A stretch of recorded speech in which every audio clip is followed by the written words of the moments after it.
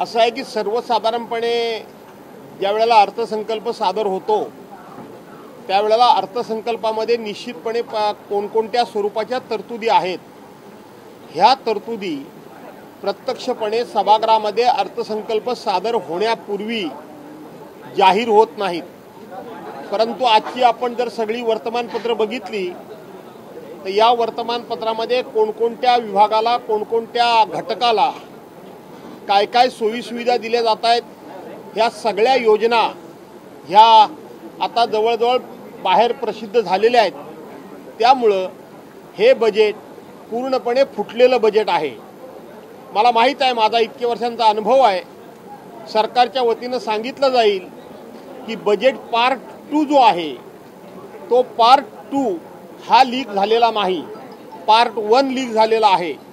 परंतु पार्ट 1 आणि पार्ट 2 हे एकाच ठिकाणी बजेट असतं, त्यामुळे हे बजेट फुटलेलं आहे।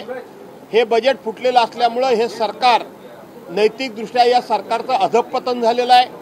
नैतिकदृष्ट्या या सरकारची विश्वासार्हता ही रसातळाला गेलेली आहे।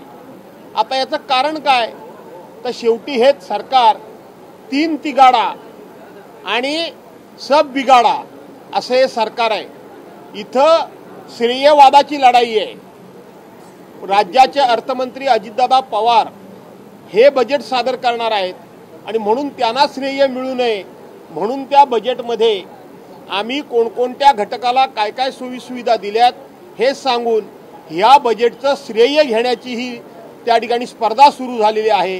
त्यामुळं हे सरकार म्हणजे 3 तिगाडा आणि काम बिगाडा असा त्याचा अर्थ आहे।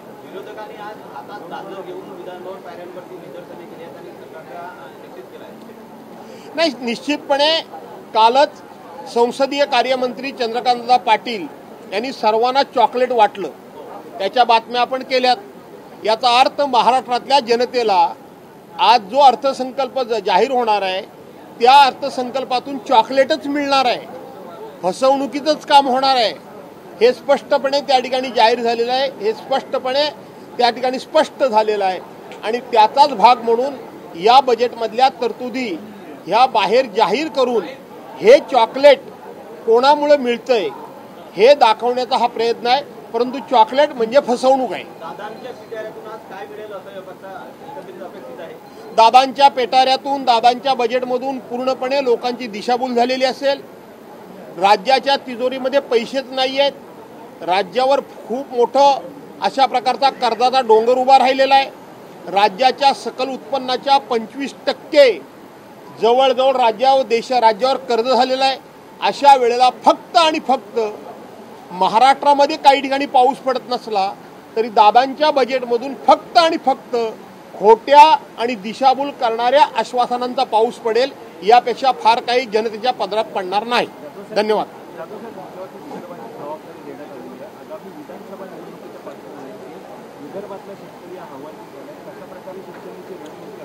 मला पूर्व विदर्भाची जबाबदारी माझ्या पक्षाने दिलेली आहे।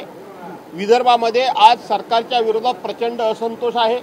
आपण बघितलं असाल की विदर्भातल्या 10 लोकसभेच्या जागांपैकी फक्त आणि फक्त भारतीय जनता पार्टीच्या 2च जागा निवडून आल्या। याच्यातूनच विद्यमान सरकारवर प्रचंड अशा पद्धतीचा रोष हा संपूर्ण महाराष्ट्रामध्ये त्याचप्रमाणे विदर्भामध्ये आहे आणि तो रोष उद्याच्या विधानसभेच्या निवडणुकीमध्ये सुद्धा या सरकारच्या विरोधात जनता मतपेटीतून काढेल हा मला विश्वास आहे। परिषदेची निवडणूक होणार आहे 12 जुलैला, तिसरा उमेदवार महाविकास आघाडी देणार का? कारण चर्चा आहे की तिसऱ्या उमेदवाराची चर्चा सुरू असं आहे की 12 जुलैला विधानसभा परिषदेच्या 11 जागांची निवड होणारच आहे। त्या संदर्भातला जो काही निर्णय आहे महाविकास आघाडी संदर्भामध्ये 2 उमेदवार देणार, 3 देणार की 4 देणार हे महाविकास आघाडीचे नेते लवकरच एकत्र बसतील आणि निर्णय करतील। धन्यवाद।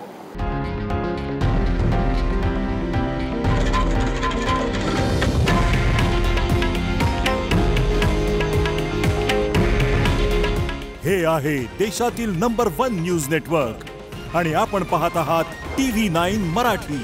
काळजी तुमची, हित महाराष्ट्राचं।